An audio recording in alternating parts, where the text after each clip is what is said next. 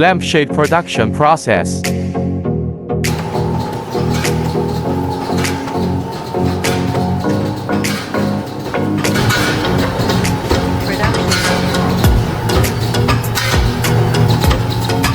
First of all, the raw material is pressed into a rough shape.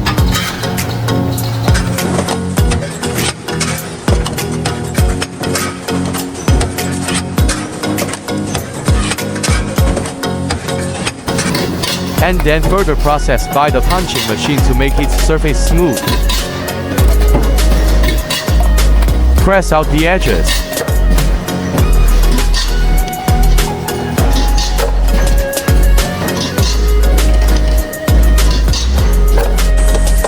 The top is then removed using a stamping technique and the wire holes are pressed out in place.